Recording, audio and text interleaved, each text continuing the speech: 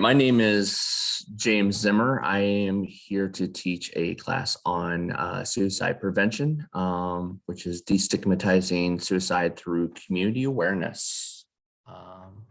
As I said, I'm James Zimmer. I'm a social worker up here in Cook County. I am a licensed graduate social worker. I currently work at the Sawtooth Mountain Clinic as a behavioral health consultant. I was in the Army for about 20 years, and during my time in the Army, I was a suicide prevention leader, and I was trained in assist. My focus as a therapist has been in the study of suicidology and prevention, and it's something I've been really passionate about.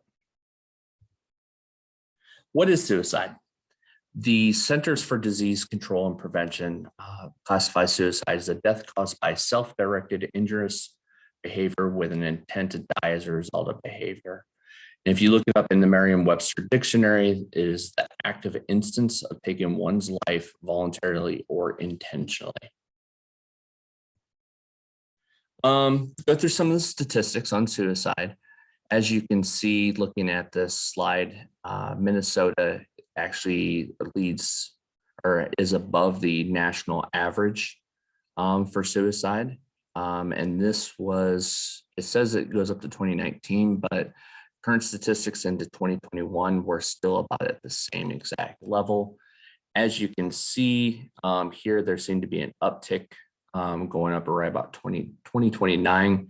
2020 and 2021 has seen the same rise in suicide rates.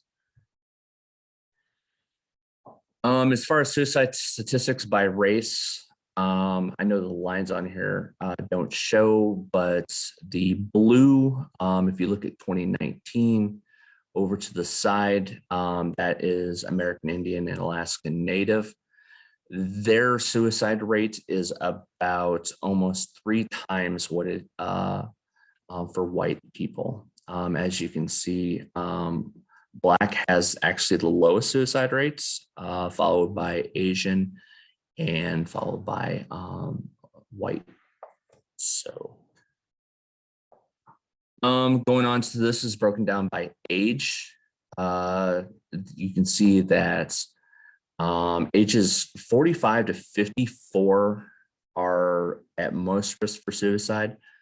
And this is generally concentrated. I'll go into the next slide with this, but as males and females, males around that age, that 45 to 64, have an increased rate of suicide. And for males, it's mostly centered around completed suicides.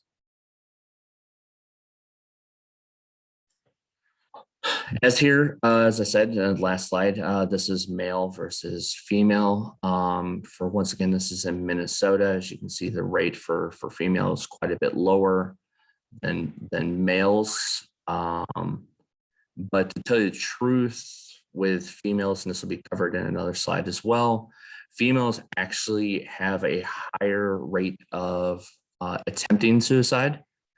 And males have the highest rate of dying by suicide. Well, that's interesting. So does this mirror the United States, Minnesota? I mean, is it always more men than women? Yes, that's actually a common statistic across the United States. For Minnesota and some of the surrounding states like Iowa, Wisconsin, Illinois, the rate of suicide for that age population is highest in farming communities because farming communities are not as connected as more urban communities. So, and there's more of a stigma of suicide and mental health there.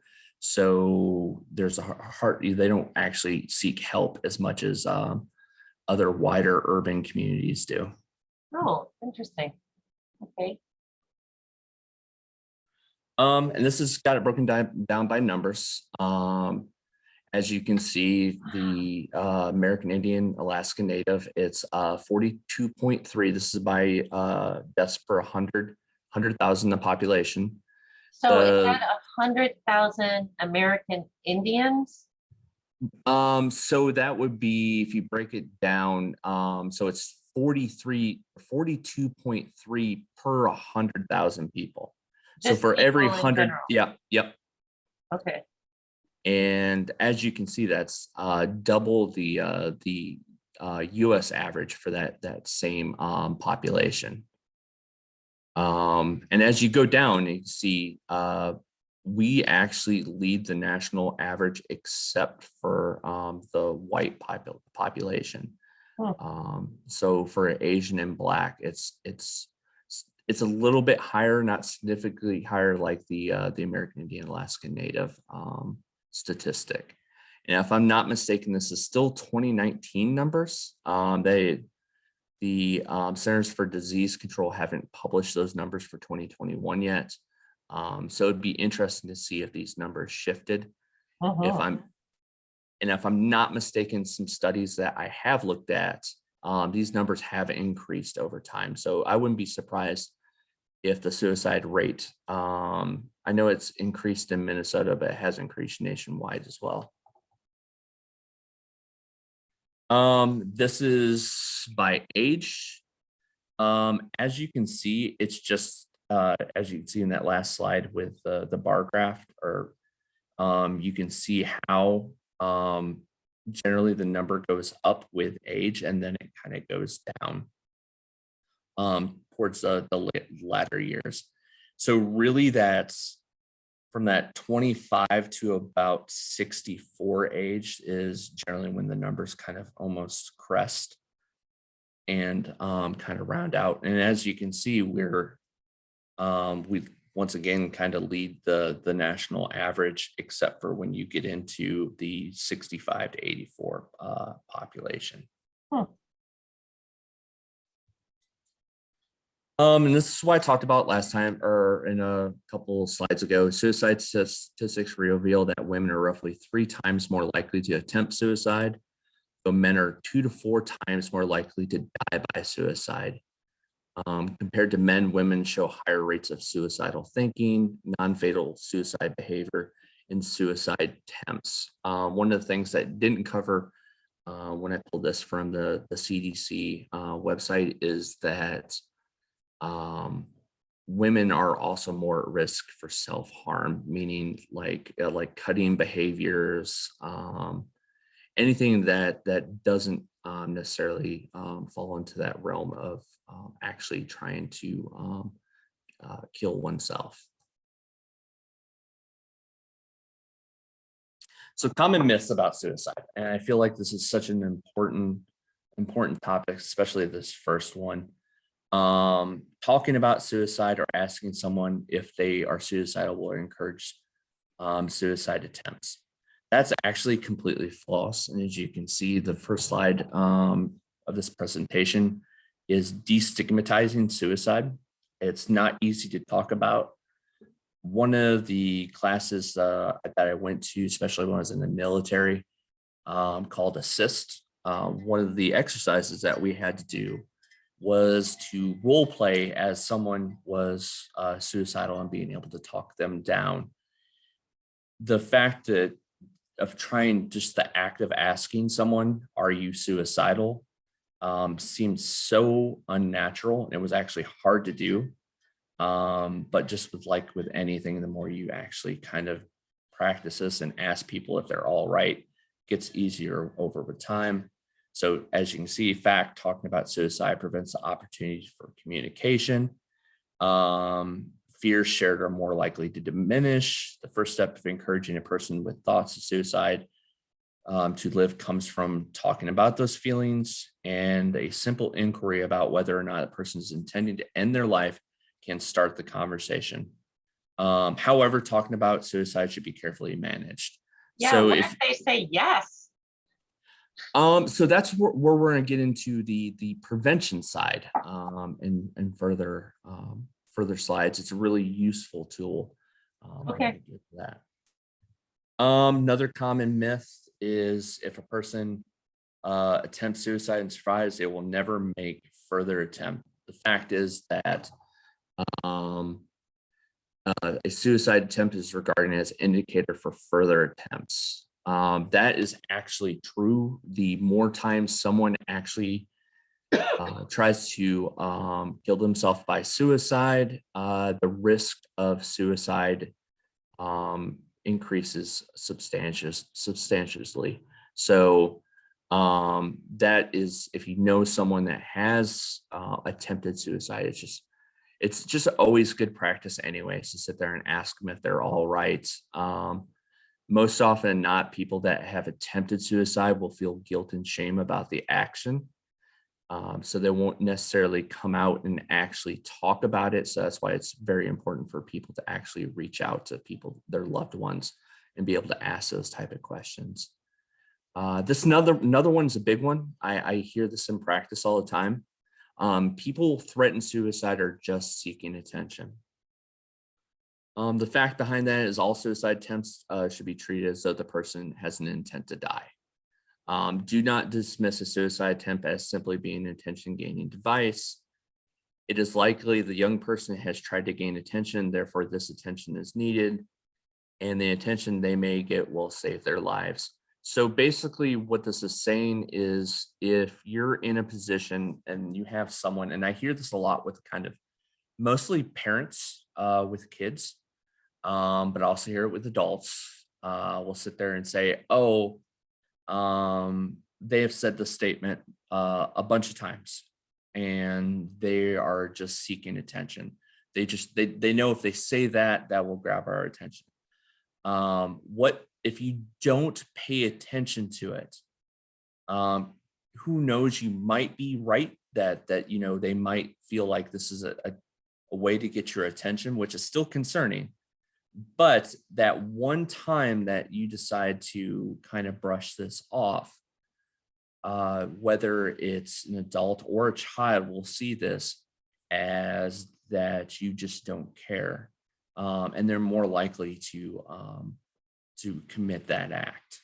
So it's always important, regardless if you feel like it's attention-seeking behavior, you should always take all these kind of statements seriously, and whether or not that's getting them connected with a professional or getting them connected with some of the resources that we might have around here. And I'll cover those resources in further slides. Myth, suicide is hereditary. Fact, although suicide can be overrepresented in families, attempts are not genetically inherited. Do not dismiss a suicide attempt as simply being an attention-gain device. I covered that earlier, but as far as the hereditary, yes. So it's not hereditary, but one of the risk factors that I have been trained in as a on-call crisis responder and as a therapist is that if there has been a suicide in the family, the risk for suicide for that individual actually rises as well. So this is a risk factor. It doesn't matter, it doesn't mean that if someone has an uncle or grandparent or even like a further kind of relation that has died by suicide, doesn't mean that that person's at risk for suicide because it's hereditary. Now, if this person is exhibiting suicidal behavior, yes, that is a risk factor. It also depends how closely associated that person is with that relation. This can also be a risk factor if someone has a close friend that has committed suicide as well. Oh. So it doesn't have to be a family member. Does it have to do with like, okay, now they're not having to deal with life anymore, or does it more have to do with like how they were treated, how they were treated after they died, like how they were? Yes, there's a little bit with that, but it's also the completion of the act. So there's an actual like I said, the study of suicidology. There's forensic suicidologists that their whole job is to study why, the why. And one of the things that they did come up with was the fact that regardless of all the grief that's associated with the death, the person that has the suicidal thoughts ideology will actually sit there and see that as they were able to remove themselves from all the pain that they might have been going through. So Oh, it's the actual completeness of the act. okay. Um, all young people with thoughts of suicide are depressed. While depression is a contributor factor in most suicides, it need not be a present for a person to attempt to die by suicide. That's not just for young people. That is for adults as well. Yes, there's a great majority of people that have died by suicide or have attempted suicide that have been depressed, but it's only one factor of a bigger picture. So it doesn't even need to be in that equation for someone to commit suicide or die by suicide. So pain is a good one. I'll cover some of the risk factors, but I know, especially with older in age, people that are dealing with chronic pain um, tend to have some of these thoughts of suicide. So suicide risk factors. Mental disorders, particular mood disorders, schizophrenia, anxiety disorders, and certain personality disorders. One of the personality disorders that it doesn't cover in there would be borderline personality disorder, alcohol and other substance use disorders, hopelessness, impulsive or aggressive tendencies, history of trauma or abuse, major physical illness, previous suicide attempts. I covered that. Once again, the risk factor for someone that has a attempted suicide just makes that risk a lot higher. Family history of suicide. Once again, it's not hereditary. It's just that when someone views that suicide as an act that actually worked for that person, that just once again hires that risk. Job or financial loss of relationships, easy access to lethal means. And let me cover that one really quick because we live in an area where hunting is prevalent. A lot of people have guns. This is definitely not to rail against that. And I heard in one of the suicide trainings I went to is that just make sure that your guns are locked up. So it's not an easy access to get to. And once again, that the Academy for Suicidology put out that if you can delay you getting to your means for a death by suicide by at least 5 seconds. 5 seconds is all it takes to change your mind. So that's where that's if you don't have a gun safe, make sure you have like a trigger lock or you can get those cables that kind of run through the magazine well. Just something to just delay it before delay that action before you're able to commit or to die by suicide. So 5 seconds, that is a lot. I mean, that's a little. it is easy to do. Most of the studies on suicide have actually been done by the people that have jumped off the Golden Gate Bridge and survived. And they have theorized that about 5 seconds, if they would have had 5 more seconds before completed the act, they would never have completed the act in the first place. And of I think there's 26, I might be misquoting this. It's either 22 or 26 people that have jumped off the Golden Gate Bridge and survived. Out of all, whether it's 22 or 26, all of them, they said as soon as they engaged in the act of jumping, they had instant regrets. Oh, isn't that interesting? Wow. It is. It's really interesting, and there will be a video I will suggest at the end of this that everybody should take a look at. It's really inspirational, and it's from a person that has survived the jump from the Gate Bridge. Cool, thank you. So local clusters of suicide.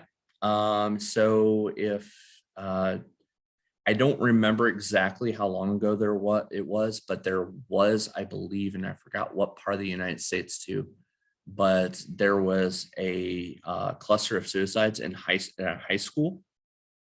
So that's a risk. So making sure that people in school get the support that they need, especially after a suicide, to ensure that people are talking. But that's the one thing that I hope to prevent through this training is that there's an initiative called zero suicides.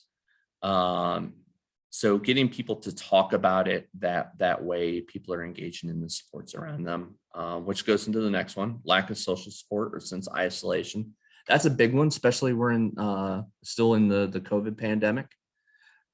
People tend to isolate more. So if you know someone that kind of falls in that category, is getting them out of the house, get them doing things, get them engaged in the community around them. That's a great risk reducer to suicide. Next one's a big one: stigma associated with asking for help. I was in the military for 20 years. I retired out of the military. The military was all about pulling yourself up by your bootstraps, and it was all about completing the mission. And what happens, and I described this to a lot of people, how trauma, and this goes along with suicide too, is that these thoughts, they're like toxic waste. In the beginning, you can bury them and throw fresh dirt over it, and it looks like the problem went away. But just like toxic waste, it just starts to seep up through the dirt. And what people do is they just throw more fresh dirt on top of it until there comes a point you can't hide it anymore. And that's when that comes to a point where someone will feel like that their death benefits the people around them more than their life. So that's the thing, is we need to talk about it. It should be a common word that we should be using all the time. And once again, going back to that myth, talking about suicide doesn't increase people's intent. Talking about suicide actually reduces the risk for suicide. Oh, wow. It's good to see we have someone coming in. I know. Oh. She just told me she got home, and I said, join us if you'd like. Hello, Heidi. Hi, Heidi. So lack of healthcare, especially mental health and substance abuse treatment. So that's another big one. I am the co-chair for the local advisory council on mental health in Cook County. We have these conversations on the lack of mental health and substance abuse treatment in the community. It's such a big issue here in Cook County, one that we take seriously, and one that we've been trying to strategize to how can we better serve our community. Substance abuse treatment, we have one licensed alcohol and drug counselor in the community, but we don't. The closest inpatient is Duluth. So cultural and religious beliefs, such as the belief that suicide is a noble resolution of a personal dilemma. I am not aware. I know this actually came off the Suicide Lifeline website. I am not aware of any cultural or religious beliefs around this area that see that as a noble resolution. Not saying it's not there, but I'm just not aware of any cultures around here that view suicide in that light. And once again, exposure to others who have died by a suicide in real life or via the media or internet. So that brings up another good topic too. There was a TV series on Netflix recently, and recently, mind you, that's within the last couple of years, of a show called 13 Reasons to Die. A great portion of people can watch that show and not have suicide ideations. Once again, but if you do have someone that is at risk for suicide, that's something you want to monitor, because once again, it shows them the not so much the after effects, but it shows the completing the act as an act of completeness. Warning signs. Now, before I go into warning signs, I have been around, I know people that have died by suicide. And yes, some of these warning signs were around for at least, I think, one of them. But the other ones I had no idea, had no clue that this action was going to take place. So once again, it's all about talking. It's all about reversing the stigma on this. So talking about wanting to die or kill themselves. Once again, we don't ever take that for granted. If someone's saying those words, you need to inquire. Once again, that's not intention and seeking behavior. Looking for a way to kill themselves, like searching online or buying a gun. Talking about feeling hopeless or having no reason to live. Talk about feeling trapped or unbearable pain. I once worked in a nursing home and had encountered in a situation like this, and where unbearable pain seemed to be, once again, that person viewed their death to be more of a benefit to the people, to at least to them, than their life around them. They seen themselves, once again, almost being like a burden to others, which is the next one. Increasing the use of alcohol or drugs, acting anxious or agitated, behaving recklessly, sleeping too little or too much, withdrawing or isolating themselves. I know a bunch of those I just listed off are all symptoms of depression. Once again, depression does not need to be a factor for someone to die by suicide, but it is a risk factor. Showing rage or talking about seeking revenge, and extreme mood swings. So suicide prevention. So this is where we get into the importance of the community when it comes to this topic. So suicide prevention is at every person's job. This, yes, I have been trained in crisis assessment, and I have been trained just by the luxury of my job as a therapist. But suicide prevention is not just my job. This is a community job. It takes a village. Suicide is not inevitable for anyone. By starting the conversation, providing support, directing help to those who need it, we can prevent suicide and save lives. Evidence shows that providing support services, talking about suicide, reducing access to means of self-harm, and or following up with loved ones are just some of the actions that we can take to help others. Once again, I can't reiterate enough the importance of actually saying this word out in public. It's tantamount to, once again, if we can have this conversation, people won't feel guilt or shame about coming forth and saying, hey, I am having some of these thoughts. Next one is by offering immediate counseling to everyone that may need it. Local crisis centers provide available support at critical times and connect individuals to local services. Once again, I mentioned that I am a crisis responder for Cook County, so I'm directly involved in this. But once again, I can't reiterate the importance of people having really good support networks around them. So I'm going to go into what's called CSSRS, which is called the Columbia Protocol. So it's the Columbia Protocol, also known as the Columbia Suicide Severity Rating Scale. It supports suicide risk assessment through a series of simple, plain language questions that anyone can use. The answers help users identify whether someone is at risk for suicide, access the severity and immediacy of the risk, engage the level of support that the person needs. Users of the tool ask people whether or when they have the thought of suicide ideation, what actions have they taken and when to prepare for suicide, and whether and when they have attempted suicide or began the suicide attempt that was either interrupted by another person or stopped of their own volition. Just before I get into any furtherness, the U.S. Army and I think all the other branches had adopted the Columbia Protocol. Each of the branches, they call it something different.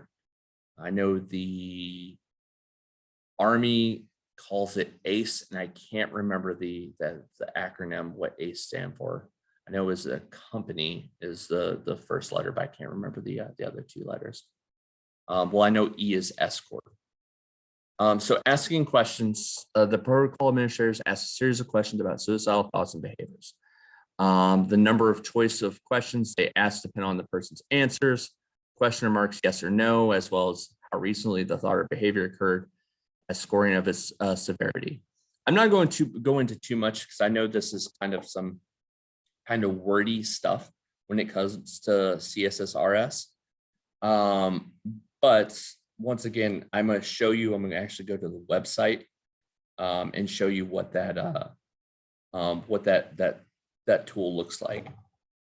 The Columbia Protocol uses plain direct language, which is most effective in eliciting honest and clear responses. For example, the questioner may ask, have you wished you were dead or wished you could go to sleep and not wake up?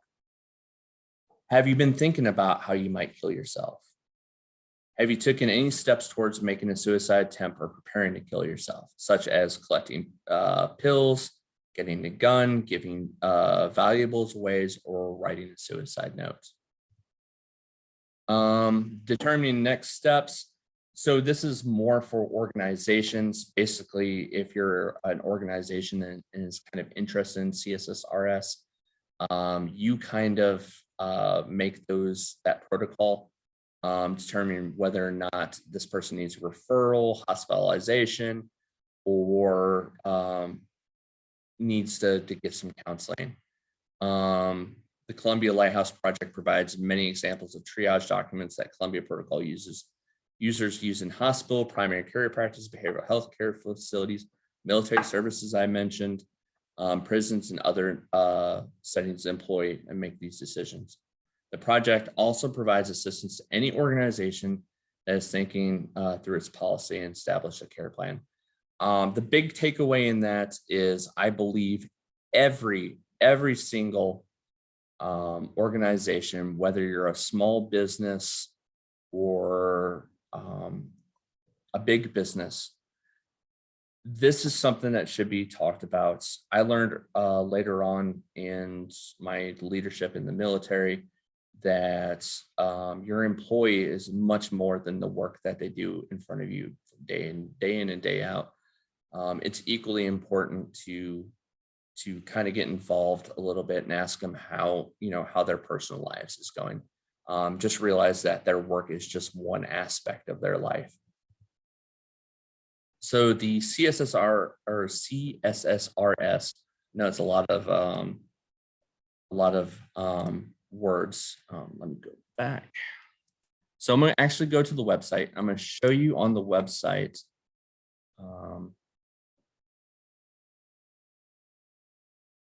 And I'm going to ask Karen. Karen, is the website showing on your end?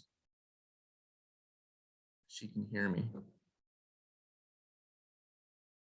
And if so, I can walk back through this again. So what you're going to go is the protocol in different settings. And if you can't say that, please speak up. So the one, and maybe let me do this. I'll just make sure I'm going to do a share on the website. I'll come back. Now I know at least the website's showing now. Yep, now it's shown up. Okay, so on the website, you'll see these top three things that you can click. So the protocol in different settings is where you want to go to. Just for this class, I'm going to go to the families, friends, and neighbors. And it'll bring you up to this website, and you'll kind of scroll down, and then it'll come down to what's called Get the CSSRS. So you click that, it's going to bring you to another web page, and it's going to give you these options right here. So, you got the card for friends and family, card for parents, card for spouses, card for teens. Once again, if you look, there was a bunch of different options you could get up there, but we're going to go to the Columbia Community Card for Friends and Family. So you can actually, and this is something I'll probably do a little bit of research on, see who I can get to kind of print these out, maybe have these around. So as you can see, the card is not this big. So the cards that I have seen, especially in the military, is about the size of a playing card. And you just kind of keep this in your pocket. So you kind of come down, and this is the front, and this is the back side. And let's see if I can, there we go. That's a little bit easier to see. So as I was going through those questions on the CSSRS, have you wished you were dead or wished you could go to sleep and not wake up? Have you actually had any thoughts about killing yourself? And then it goes down, have you thought about how you might do this? Have you had any intention on acting on these thoughts or killing yourself, or as opposed to you have the thoughts, but you definitely would not act on them? Have you started to work out or worked out the details of how to kill yourself? And did you intend to carry out this plan?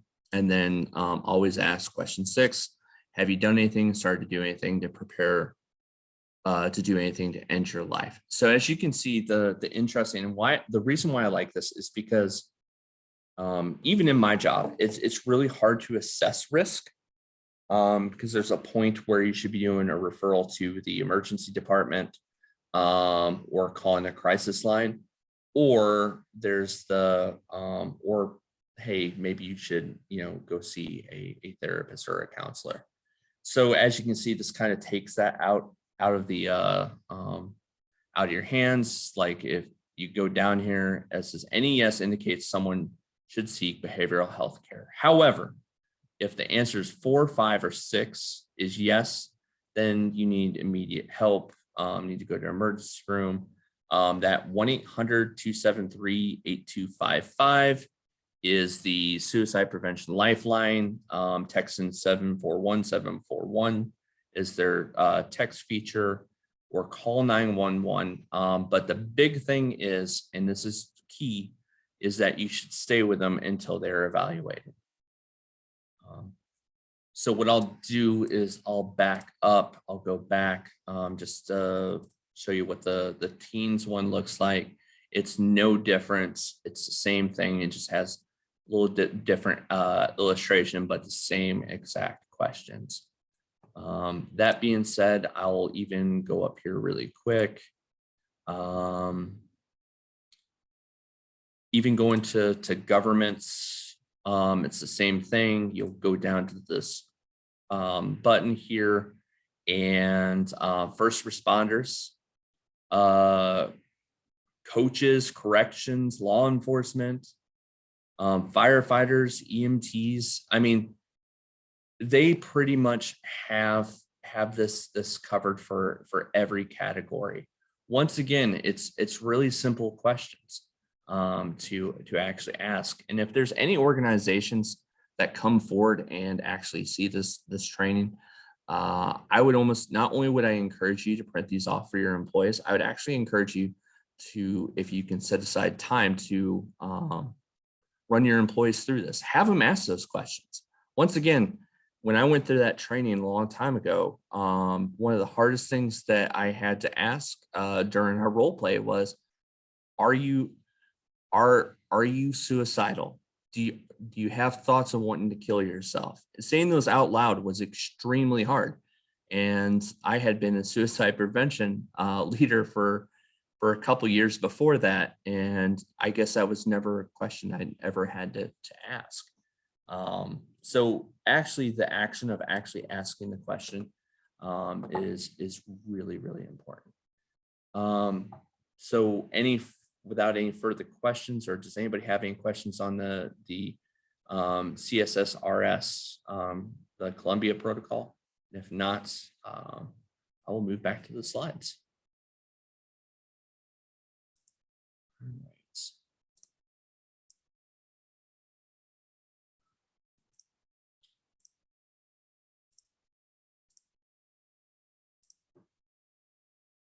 All right. Once again, just to highlight some things on the Columbian Lighthouse Project's Columbia Protocol. Once again, this is a very simple thing that anybody can use. It has simple language. Once again, it helps you evaluate the risk of the person you might be asking those questions. So once again, I just encourage anybody that watches this. Once again, as you can see, it has it for families, has it for parents, it has it for teens. And I can tell you right now, if I'm not mistaken, I'm trying to remember what the statistics for, but the statistic for adolescents, teen girls right now, the risk over this last year has increased quite a bit.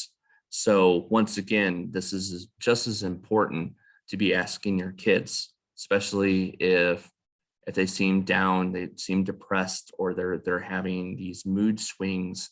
And by mood swings, I mean, at one point they might be really, really down and depressed. The next moment they might be extremely happy and outgoing. And what that is, I know that's really confusing because I am a parent of a teenager, and I know teenagers naturally have mood swings. But what that is when you have someone that goes from a depressive symptom like that to a kind of carefree attitude, mostly it means that they've made peace with their decision.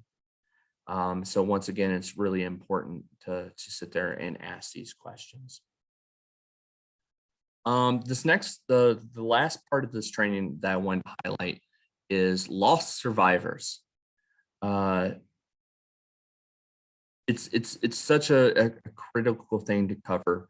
One of the hardest things I've ever had to hear in one of my trainings is that you can't save them all.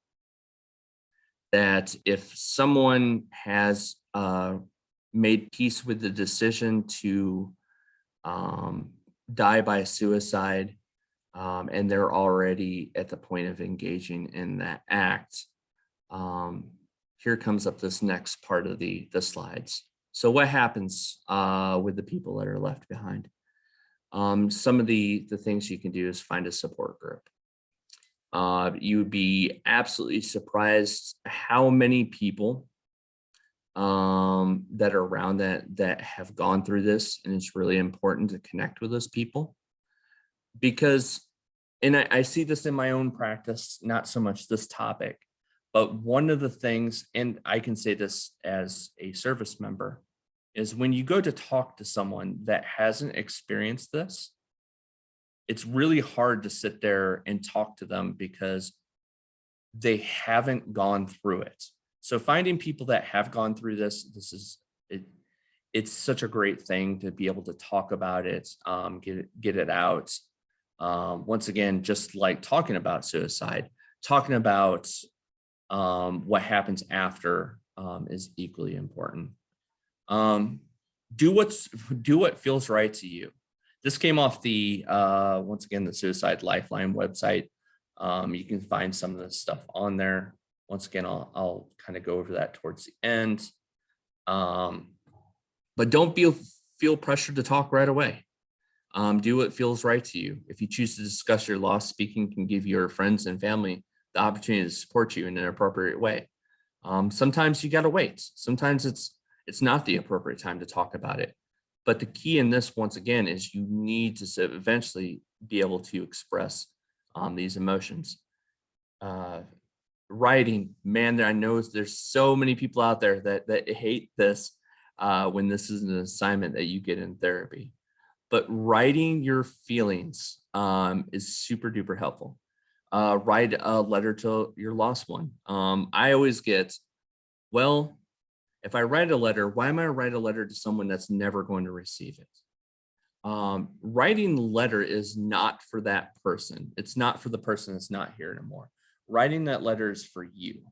And why is that important? It's because this also will allow you to be able to say things that you didn't get to say when they were still alive. This can be a safe place for you to express some of those things that you were not able to say before death. I can tell you the process, the therapeutic value of writing, especially when it comes to grief. I can't equate it to anything as it is such a great thing for people to do. Because one thing you might be writing things down that you might be very sorry, kind of depressed, wish you would have been able to help them. You can write down that you're angry. When the process of writing will bring out a lot of emotions, a lot of confusing emotions, but they're just equally important to get out. Ask for help. Don't be afraid to let your friends provide support to you, or to look for resources in your community, such as therapists, coworkers, or family members. One of the things that I always preach is that a good support group will determine the best outcome for just about anything. And when I mean anything, I mean anything. I mean, it determines the best outcome for grief. It determines the best outcome for mental illness. It even determines the best outcome for physical illness. I can't remember the study off the top of my head, but there's studies out there that show that people that are surrounded by a good support group that have recovered from surgery or tend to have a better outcome and recover faster than people that don't have a good support group around them. So it's always good to surround yourself with good people. That doesn't have to be family. I know families can be complicated. It could be friends. It could be non-blood family members. It's just really, really important to kind of surround yourself with some good people. And that doesn't have to just do with this topic. That's just life in general. How to help a lost survivor. Don't try to fix it. I will say that one more time. Don't try to fix them. That's not what they need. They don't need their situation fixed. I get a lot of that. So accept their feelings. What is that called? That's called validation. Lost survivors grapple with complex feelings, as I mentioned before, after the death of a loved one by suicide, such as fear, grief, shame, and anger. Accept their feelings and be compassionate and patient, and provide support with empathy and without judgment. Be empathetic. Events like holidays, birthdays, and anniversaries may bring emotions and memories of the lost one or lost loved one, and emphasize this loved one's absence. Check in on them and use empathy with lost survivors during these times. If you know the death anniversary of someone, on that day, just call up that friend and be like, hey, how are you doing? I know this is a hard time for you. Birthdays are a big one. If this person was married to a spouse that died by suicide, anniversaries, like actually marriage anniversaries or anniversaries when they first started their relationship, that's equally important. So once again, it's just reaching out and being like, how are you doing? Don't avoid talking about the person who died by suicide. That's a hard one. That's extremely hard, because the last thing you want to do, and the knee-jerk reaction for a lot of people, is sit there and mention something. But this is tied up with that empathy, because once again, the lost survivor needs to be able to process this grief. So talking about it with them, don't avoid it. even as uncomfortable it might be, use the name of the person who died when talking to survivors. This shows that you have not forgotten this important person, and it can make it easier to discuss a subject that is often stigmatized. Because just like it's death, like with any death, you wouldn't sit there if you have a friend that has died by from cancer. You wouldn't avoid that person's name or even talking to the person that was left behind, right? So you wouldn't sit there and not say their name. This is the same. You still need to be able to talk about it. Check in with the lost survivors I mentioned earlier. Individuals who have lost a loved one by suicide are also at risk of having thoughts of suicide. Ask the individual if they have any thoughts of suicide or get them help if you start seeing the warning signs that we discussed earlier. Once again, having a suicide happening in a relationship close to person makes them have a slightly more risk for suicide. I've listed some resources on here. I'll leave this slide up. I am not a PowerPoint guru, regardless of how many years I went to college. It's amazing that I was able to put this PowerPoint together as is. But here are some of these. You can actually Google these up. James, Yeah. we will send this out to anyone who asks. Okay. So I'll get a copy and Heidi will get a copy, and then anyone who, what might be a good idea at the end of this, or you can say it right now if you want. If you're watching this recording and you want a copy of these slides, just contact Cook County Higher Education and we'll get you a copy of the slides. Awesome. Done. I really appreciate that, Karen. That's great. Okay. Once again, the old PowerPoint, if you copied and pasted a URL link, it literally had the actual the URL on there. Now it's way too fancy for me these days. So there's the After Suicide Resource Directory. I have looked at all these. They're actually pretty amazing. What to tell children after a suicide, grief support for suicide loss survivors, named SAVE. I've lost someone. Suicide survivors of suicide, helping a survivor heal. And a voice at the table. Once again, the important piece in this is talking about the loss to someone. I know that can be hard in smaller communities, but find someone to be able to kind of talk to about this. Once again, that is a duplicate slide. Sorry about that. And this is from the American Foundation for Suicide Prevention. Healing takes time. And just like healing and grief, once again, there is no specified time when someone will just be done with their grief. I can tell you right now, we manage grief, but you never stop grieving, if that makes sense.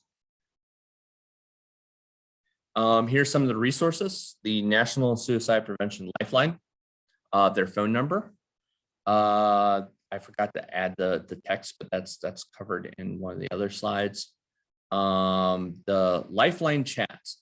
So before this class, I actually reached out to the National Suicide Prevention Lifeline and the Lifeline chat. It's, and tell you the truth, most of those people that either pick up the phone or engage in the chats, even though they have a really important job, I actually made their day that day, that they had someone actually calling and wanting to advocate for their service. So the National Suicide Prevention Lifeline, they answered right away. There were some really amazing people on the other line, and the Lifeline chats took around about the 8 to 11 minute mark by the time they reached out, because apparently chat is really, really popular. But that being said, is on their the Lifeline chats, they actually sit there and say, if you need to talk to a person right away, dial the 1-800 number and they'll reach out. And this is the next is the Minnesota crisis phone number that has recently changed. So if you have the old crisis phone number, which was the Birch Tree Center's phone number, please copy this phone number down. If you do call the Birch Tree number, they will forward you on to this this new line. And what the crisis person will do is, well, the crisis center, they'll forward your phone call to one of 4 crisis responders that we have in Cook County, me being included into that 4. Or you can text, it's called text MN, 741-741, or call 911. Now there, and I'm going to speak this, I didn't cover it in my slide because I don't want people to get confused. But there's an actual huge initiative. It's going to be available soon. And soon, I don't know what that timeline looks like, but I know that they're trying to make it available to everyone. But the Suicide Prevention Lifeline organization has put through Congress and the Senate, and I think it was actually signed off. But the new number is going to be 988. So it'll be a 3-digit phone number that you can call. I don't know if that's available here in Minnesota yet. I think it's only available in some of the bigger urban areas right now, but there is a national rollout that is going to be happening. So it'd be easy for someone to remember 988 versus having to remember the whole 1-800 phone number. Yes. James, are these resources available to people that are wanting to help someone? So like, if there's a teenager in my home or something, can I chat or call and Yes. say, Yep. I need help right now because someone's threatening? Yes. Those these you can call if you have someone, if you're, for instance, if just give you a good example, if you had that Columbia Protocol thing and you're going down the list and there's some yeses on there that you need to seek help, as the person being next to them, that you can call this number as a support person. It's just that you're going to have to specify when you do call them that you're with someone that is having some suicidal thoughts. Okay, thank you. I had to step away for a phone call, so I missed some of that, but I will watch it. The next one is because of copyright, and he has his own website too. One of the most amazing inspirational speakers that I have had the privilege of listening to. I was at the Suicide Prevention Summit this last September, which was all virtual, and a man by the name of Kevin Hines. And if you want, you can, I know he has a video, it's a free video on Goldcast. We can't run that video for this class because of copyrights. But if you want to go on there and see that, or you can go to Kevin Hines's website. He has a bunch of books, but Kevin Hines is one of the 20-something survivors that have jumped and survived jumping off the Golden Gate Bridge. And I would just encourage you to listen to his story, especially as a suicide survivor, because I really do think he has a lot to say, and it's important to hear this, whether or not you've ever experienced someone close to you having any suicidal thoughts or what have you. It's still important to hear his message as someone that has attempted and survived. The next one. Okay, so some people might find this next website interesting. I'll leave it at that. But if I'm not mistaken, this is either this is either North Dakota or Montana. They had a brash of suicides in a certain age category. And it was that age category that I spoke to earlier. And I think it was from like the age of 42 to 65. And the problem was that most, they had a rash of suicides of men that were dying by suicide. It wasn't even suicide attempts, it was a death by suicide. So they created a very funny website that is targeted at that age range. Some people might find this website hugely inappropriate. Wait, what age range? I think it's like 42 to 65, or we'll just say 40 to 65. It's very your stereotypical male in that age range. But what it is it uses comedy to get a person to scroll a little bit further down. And then you start having testimonials of people in that age range that are not only talking about suicide, but they're talking about mental health and what anxiety looks like, what depression looks like. Once again, it's all about getting someone's foot in the door so they can start talking about it. So man therapy. Any questions?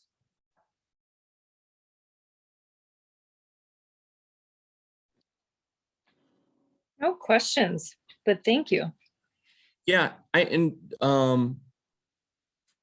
had an exercise that I was going to do tonight, and I think it's important to speak to this exercise because I've seen it in one other suicide training. In the suicide training, I think there was about 25 people in that class. The instructor asked if everybody would stand up if they've at least known someone that has died by suicide. So pretty much the I think it was about 25 people stood up. And then her next question was, if you've had someone that has a relative that has died by suicide, please keep standing. So there was a couple people that had sat down. And then it was, have you had a loved one that has died by suicide? And one of the last questions she asked, and there was probably about maybe 10 out of the 25 people standing up, to include myself, asked if you've ever had suicidal thoughts. The reason why I disclose that is because it's actually pretty common. It's very common. It's one study, they said that this was a conservative number. They said about 60% of the US population has had at least one suicidal thought in their life. And they said that number seemed low because it's hard for people to admit that they've had a suicidal thought in their life. First of all, and I understand it, a lot of people sit there and if I admit that I have a suicidal thought, they're going to send me to the ER, then they're going to send me to a psychiatric bed. But I promise you that's not the action that happens a majority of the time. The one thing that we do as professionals is just want to make sure that you're safe and make sure that you have safe people around you.